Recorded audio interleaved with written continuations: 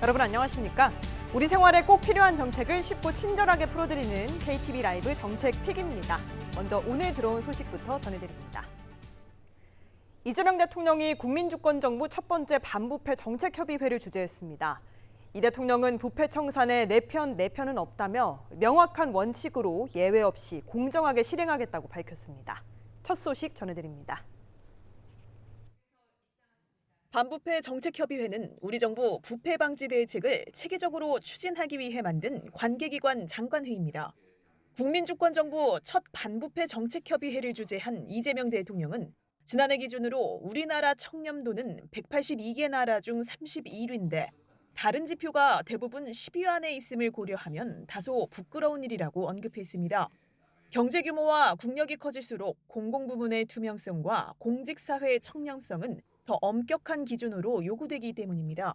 그러면서 우리부터 원칙과 기준을 바로 세워 토착 세력의 이권 개입, 민간과 정치권 부패를 잘 살펴보고 청산해 가야 한다고 강조했습니다.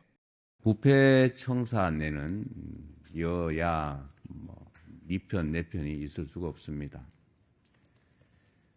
명확한 원칙을 가지고 예외 없이 공정하게 그리고 엄정하게 정리해 나가는 게 필요하겠습니다. 이 대통령은 관계부처에 우리 국민이 이제 진짜 달라졌구나 하고 느낄 때까지 반부패 정책을 흔들림 없이 추진해달라고 당부했습니다. 무엇보다 한국이 세계를 선도하는 나라로 나아가려면 국내 질서부터 합리적이고 공정해야 한다, 힘주어 말했습니다. 이 대통령은 아울러 우리 사회 정의와 공정의 원칙을 바로 세우는 건 한두 해로 끝날 일이 아니라며 지속적이고 상시적인 노력이 필요하다고 재차 밝혔습니다. KTV 이혜진입니다. 한미연합훈련인 을지 자유해방패 연습이 오늘 종료됐습니다. 미국 측의 제안으로 훈련 기간과 야외 실기동 훈련이 축소 시행됐습니다. 함께 보시죠. 한미가 매년 여름 실시하는 방어적 성격의 을지 자유해방패 UFS 연습이 종료됐습니다. 지난 17일부터 시작돼 오는 27일까지 예정됐었는데 닷새 만에 마무리된 겁니다. 한미는 미 측의 제안으로 UFS 연습 기간과 규모 등을 일부 조정하기로 하였으며 연습 기간을 17일부터 21일까지로 시행하기로 하였습니다. 일부 방어와 2부 반격으로 나눠 진행되는데 이번에는 일부 연습만 실시됐습니다. 야외 실기동 훈련도 당초 계획됐던 14건 중에서 7건만 정상 시행됩니다. 합참 관계자는 야외 기동훈련 7건은 훈련마다 날짜 일정이 다르기 때문에 오는 28일까지 완료할 예정이라고 밝혔습니다. 조정된 야외 기동훈련은 일정과 규모를 조정해 향후 실시하는 방안을 검토 중이라고 설명했습니다. 이에 앞서 도널드 트럼프 미국 대통령은 한미 연합훈련이 시작하는 날 대폭 축소를 지시했습니다. 북한이 침략 전쟁 연습이라며 반발해온 한미 연합훈련을 축소하면서 북한을 다시 대화의 장으로 불러내겠다는 포석으로 보입니다. 실제 트럼프 대통령은 북한 김정은 국무위원장을 올해 안에 만나겠다는 의지를 드러냈습니다. 우리 정부도 한미연합훈련 축소가 북미 대화 재개로 이어지길 기대하고 있습니다. 정부는 페이스메이커이자 한반도 평화의 당사자로서 한미 간 긴밀한 공조하에 북미 대화 재개와 한반도 평화를 위해 적극적인 노력을 경주해 나갈 것입니다. 한편 청와대는 북한이 한미연합훈련 축소를 트럼프의 말 한마디에 전쟁 놀이판을 걷어야 하는 가증한 처지라고 비꼰 것에 대해 한반도 평화 공존을 향해 함께 나아갈 것을 촉구했습니다. KTV 문기혁입니다. 반도체 호황으로 발생한 추가 세수 등을 별도로 적립해 활용하는 기금이 만들어집니다. 또 교육교부금 구조도 55년 만에 개편됩니다. 재정운용전략협의회 논의 내용을 정리했습니다. 정부가 반도체 호황으로 늘어난 법인세 등 국세 수입을 따로 적립해 활용할 수 있도록 미래대응 기금을 조성합니다. 세수가 남을 때 저장해뒀다가 부족할 때 쓸 수 있는 재정 곳간을 마련하는 겁니다. 미래대응 기금은 추가 세수와 초과 세수를 주축으로 만듭니다. 세계 잉여금 잔여 재원과 여유자금 운용 수익도 기금의 재원으로 활용합니다. 조성된 기금은 청년과 성장 동력, 지방, 교육 인재 등 4대 분야에 중점 투자됩니다. 청년 분야에선 취업과 주택 마련, 결혼 등 생애 주기 전반에 걸친 지원에 기금을 활용하고 성장 동력 분야에서는 AI 3강 도약, 미래 성장을 주도할 7대 시드 지원에 기금을 투자합니다. 지방교육 재정교부금 구조 개편도 논의됐습니다. 1972년 시작된 교육교부금 내국세 연동구조가 폐지됩니다. 지금까지는 내국세의 20.79%를 교육교부금으로 자동 배정해왔습니다. 앞으로는 3년 연평균 경제성장률과 3년 연평균 학령인구 변화율의 35%를 반영해 금액을 산정하게 됩니다. 한편 교육교부금 내국세 자동 배정이 폐지되면서 교부금의 감소가 우려되는 상황. 정부는 새로운 산정 방식에 따라 계산한 교육교부금이 전년도보다 감소할 경우 국가가 차익을 보전하는 내용을 교부금법에 명시하기로 했습니다. 재정을 맡고 있는 장관으로서 다시 한번 말씀을 분명히 드립니다. 결코 유초, 중 등 우리 아이들의 교육 예산이 줄어들 일 없습니다. 정부는 미래대응기금 신설과 교육교부금 개편 계획을 담은 패키지 법안을 신속하게 마련하겠다고 밝혔습니다. 이후 입법예고와 국무회의를 거쳐 내년 예산안과 함께 국회에 제출할 계획입니다. KTV 윤현석입니다. 주요국의 장기 금리가 상승하면서 정부가 선제 대응에 나섰습니다. 취약차주의 금융 부담을 완화하기 위한 방안을 마련하는 한편 최근 원달러 환율과 대외 건전성 상황도 점검했습니다. 화면으로 만나보시죠. 구윤철 경제부총리는 관계기관 합동 시장 상황 점검 회의를 주재하고 최근 금융 외환 시장의 대내외 리스크를 점검했습니다.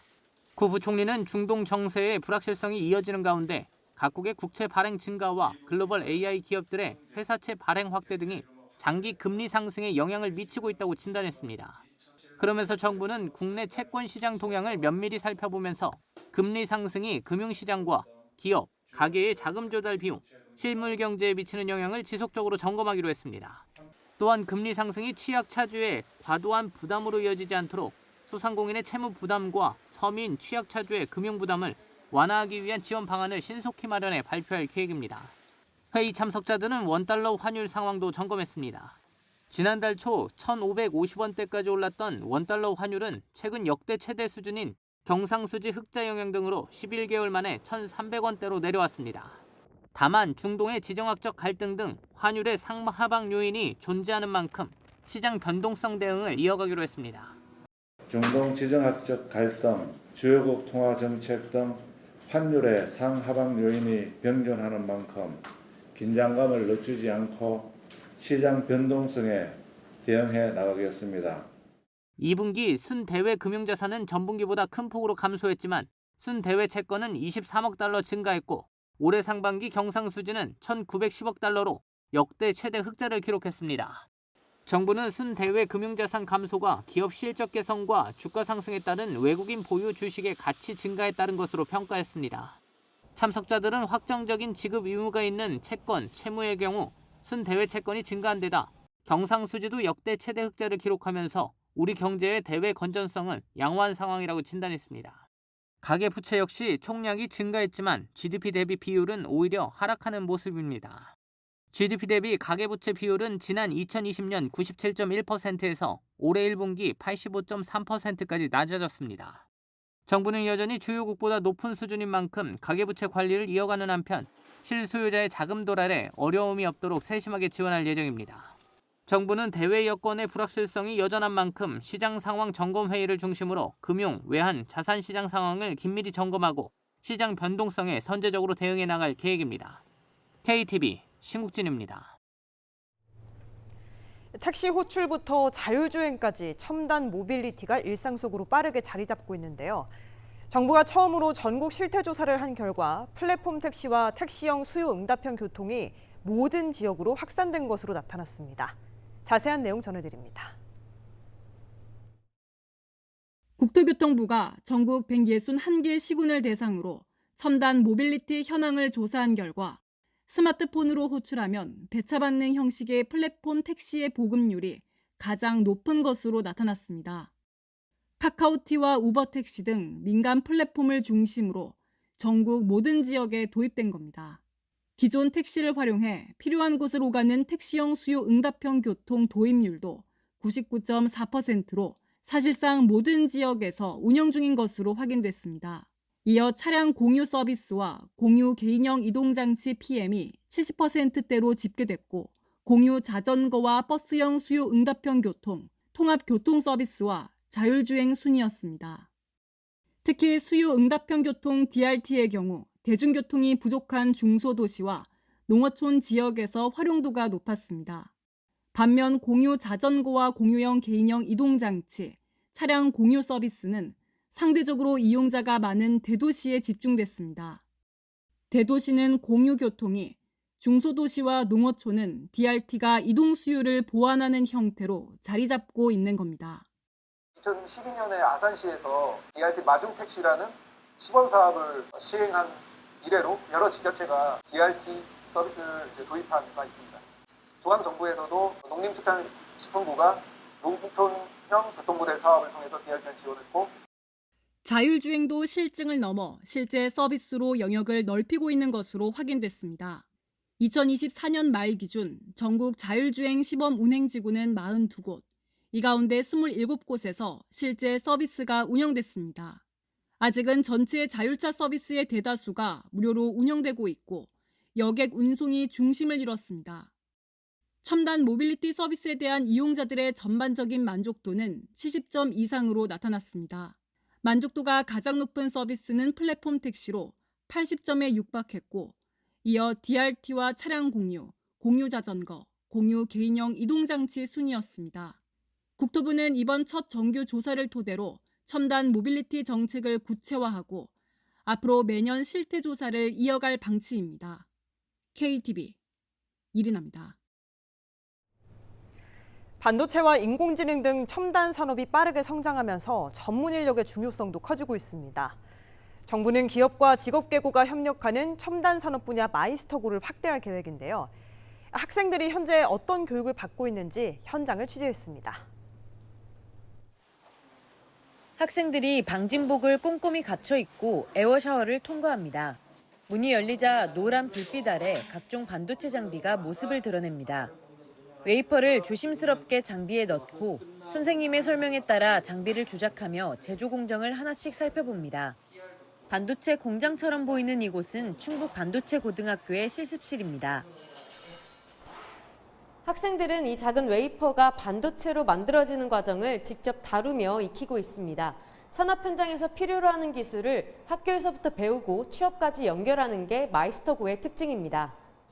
이 학교에는 반도체 팹실 6곳과 후궁정 기자재실 등 기업 현장과 비슷한 교육 환경이 마련돼 있습니다. 반도체가 어떤 공정을 많이 거치고 어떤 게 중요한지 알게 되어서 회사에 가서도 조금 더 좋은 메인테너스가 될 수 있을 것 같습니다. 실제 기업에서 쌓은 경험도 교실로 들어오고 있습니다. 반도체 기업에서 근무했던 강사가 산업 현장에서 사용되는 기술들을 학생들에게 가르칩니다. 장비 상태를 체크하거나 기본적으로 이렇게 이제 동작하는 것들을 위주로 이제 학습한다 이렇게 보면 될 것 같아요. 상당히 많은 부분들이 아마 산업체 연관이 돼서 활용할 수 있는 그런 지식들이기 때문에 아마 회사뿐만이 아니라 학생에게도 큰 도움이 될 거라고 보여지고 있습니다. 이 같은 현장 중심의 교육은 취업 성과로도 이어지고 있습니다. 매년 약 100명의 졸업생이 배출되는데 취업률은 95%가 넘습니다. DS 부문에서 반도체 설비 현장을 다루는 설비 엔지니어로서 근무하고 싶습니다. 장비가 고장 났을 때 이를 유지하고 이를 개선하는 이러한 업무를 맡아보고 싶어요. 이 같은 산업 수요에 맞춰 마이스터고는 꾸준히 확대되고 있습니다. 지난 2010년 21개 교로 시작해 현재 전국 58개 교가 운영 중이고 여기에 내년 개교를 앞둔 한 곳과 지난 6월 새롭게 지정된 반도체 인공지능 분야 6곳이 더해집니다. 교복을 입은 학생들이 전문 기술인으로 성장하는 교실, 첨단 산업 인재를 키우기 위한 직업교육 현장도 빠르게 변화하고 있습니다. KTV 최다입니다. 일부 유아용 매트에서 유해 성분이 검출된 이후 7월 매트 관련 소비자 상담이 전월보다 400% 넘게 늘었습니다. 복숭아 배송 지연, 숙박시설의 과도한 위약금 등 여름철 소비자 피해도 잇따랐습니다. 영상으로 확인하시죠. 지난 6월 친환경 유아용 매트를 구매한 소비자. 이후 매트 커버에서 눈과 피부, 호흡기를 자극해 천식을 유발할 수 있는 TDI 성분이 검출됐다는 소식을 접했습니다. 업체는 매트 내부에선 TDI가 검출되지 않았다며 커버만 교체하기로 했습니다. 이에 500명 넘는 소비자가 모인 오픈 채팅방에서는 매트 전체 환불을 요구하며 공동 대응에 나섰습니다. 지난달 소비자원에 접수된 매트 관련 상담은 209건, 한 달 전보다 422.5% 급증했습니다. 특히나 아기가 하루 종일 생활을 하는 공간이고 얼굴을 비비는 공간인데 이걸 더 이상 믿고 쓸 수가 없어서 환불을 요청하는데도 응답을 해주지 않고 환불도 해주지 않고. 같은 기간 전체 소비자 상담은 55,226건, 전월보다 0.8% 늘었습니다. 매트에 이어 증가폭이 컸던 품목은 복숭아였습니다. 온라인 동영상 플랫폼에서 복숭아를 주문했지만 배송이 장기간 지연되거나 판매자와 연락이 닿지 않아 주문을 취소하지 못했다는 상담이 많았습니다. 이미 주문이 됐고 송장이 출력이 됐나 봐요. 그러니까 주문 취소도 할 수 없어서 띠도 저도 못하니까 소비자가 그거에 대해서 또 문의를 하자니 사업자가 또 연락이 안 되다 보니까. 휴가철을 맞아 호텔과 펜션 관련 상담도 한 달 전보다 44.8% 증가했습니다. 예약 취소 시 과도한 위약금을 청구하거나 숙소의 위생과 시설 상태가 사전 안내와 다르단 불만이 줄을 이뤘습니다.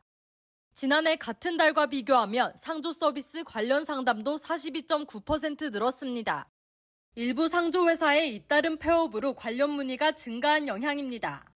한편 7월 한 달간 전체 상담 건수가 가장 많았던 품목은 헬스장으로 항공 여객 운송 서비스와 에어컨이 뒤를 이었습니다. 한국소비자원은 피해가 발생하면 거래 내역과 증빙 자료를 갖춰 1372 소비자 상담센터나 소비자 24를 통해 상담을 신청해달라고 당부했습니다. KTV 강재입니다. 중부지방을 중심으로 비가 내리고 있는 가운데 내일은 전국 곳곳에 소나기가 지나겠습니다. 체감온도 33도 안팎의 늦더위도 계속되겠습니다. 날씨 소식입니다. 서해상에서 비구름대가 지속적으로 몰려옵니다. 내륙으로 유입된 비구름이 중부와 경북 북부를 중심으로 비를 뿌리고 있습니다. 내일까지 예상되는 비의 양은 중부와 충남 북부에 10에서 60mm가량입니다. 특히 경북 동해안을 중심으로는 호우특보가 내려져 있습니다. 일부 지역에는 시간당 30mm 안팎의 강한 비가 내리는 곳이 있어 주의가 필요합니다. 비는 충청과 경북에서 오늘 저녁 대부분 그치겠지만 수도권과 강원도는 내일 오전까지 이어지는 곳이 있겠습니다. 다만 대기 불안정이 강화되면서 내일 오후 소나기도 지나겠습니다. 전국 내륙 곳곳에 다시 5에서 40mm의 소나기가 올 것으로 전망됩니다. 한편 주말 동안 폭염과 열대야도 이어지겠습니다. 비가 내리면서 습도까지 높아 더 후텁지근하겠습니다. 북태평양 고기압이 우리나라 쪽으로 확장하면서 당분간 전국적으로 더운 날씨가 이어지겠습니다. 일요일은 모기도 입이 삐뚤어진다는 절기처서지만 이런 말이 무색할 정도로 더위가 쉽게 물러가지 않겠습니다. 다음 주에도 체감온도 33도 안팎의 늦더위가 지속될 것으로 예상됩니다. KTV 김유리입니다.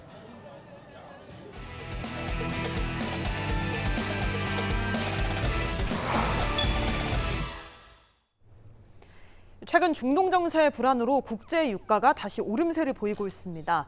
정부는 국내 기름값에 미칠 영향을 줄이기 위해 석유 최고 가격제를 시행 중인데요.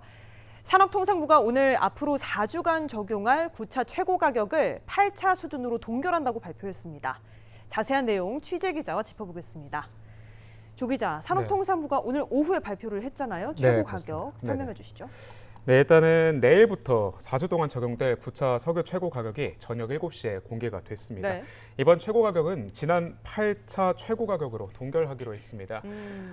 제가 지금 그래픽을 준비해봤는데요. 휘발유, 보통 휘발유 같은 경우는 리터당 1,784원, 그리고 경유는 1,773원, 실내 등유는 1,380원으로 정해졌습니다. 네. 이 석유 최고 가격제에 대해서 설명드리자면요. 이 석유 최고 가격제는 정유사가 주유소에 공급하는 이 석유 제품 가격의 상한선을 정하는 제도입니다.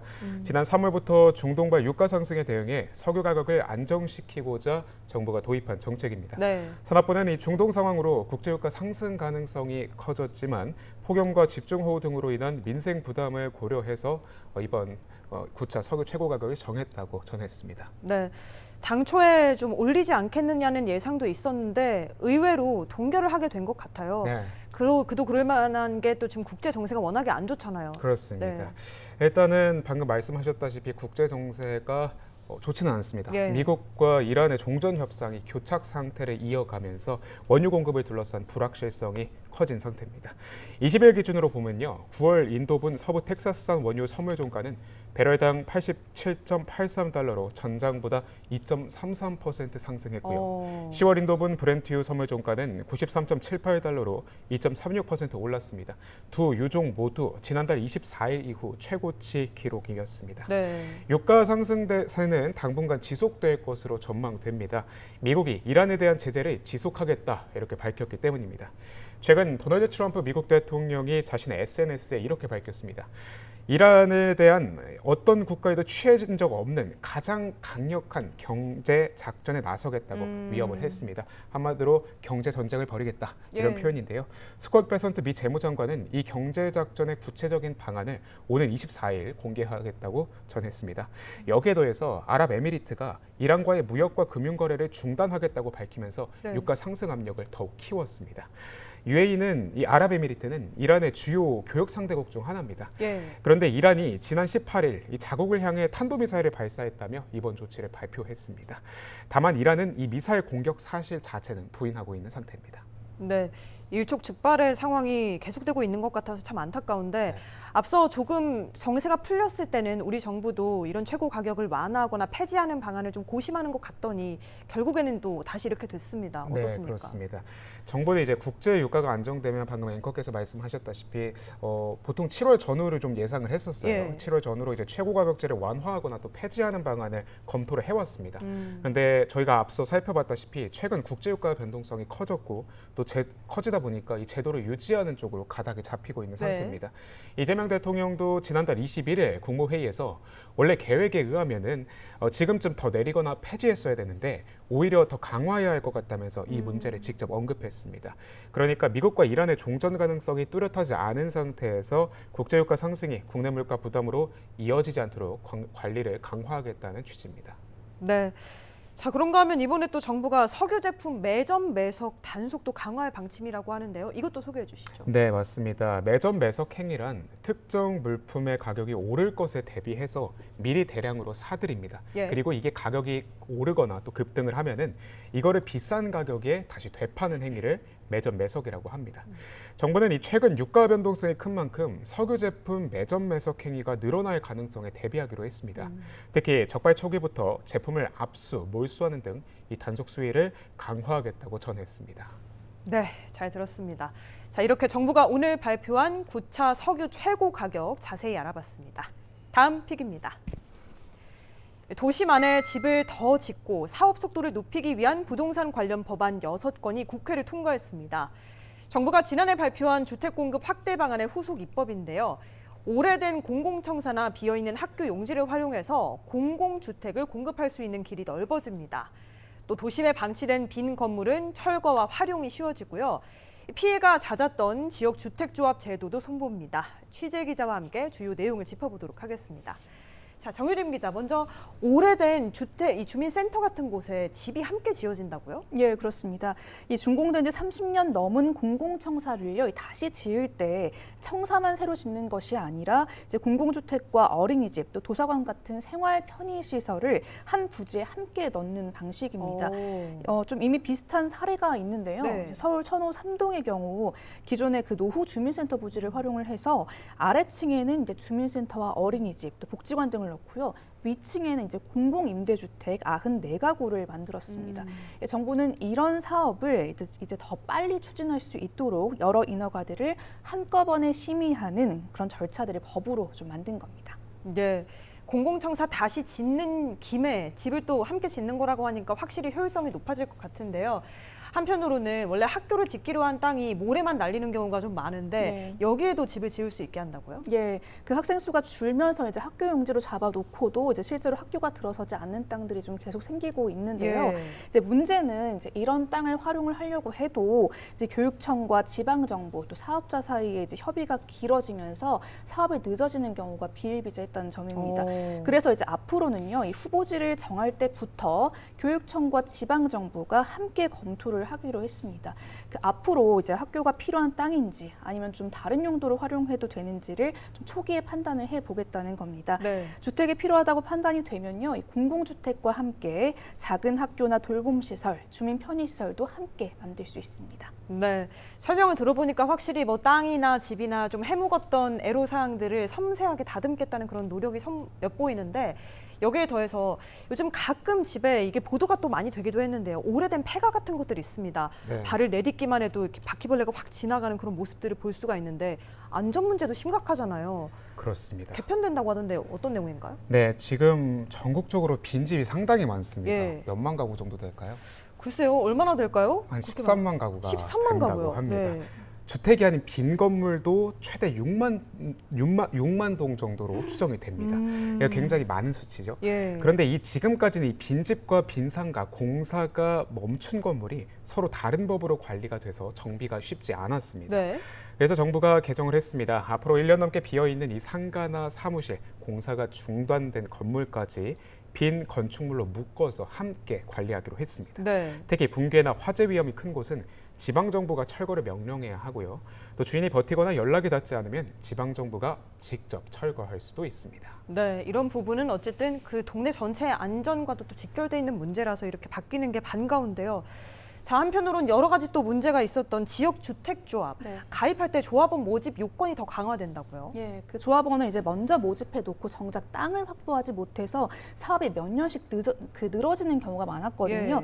앞으로는 이제 조합원을 모집을 하려면 단순히 이제 땅을 쓰겠다는 동의만 받아서는 안 되고요. 실제로 이제 토지 매매 계약서를 80% 이상 확보해야 합니다.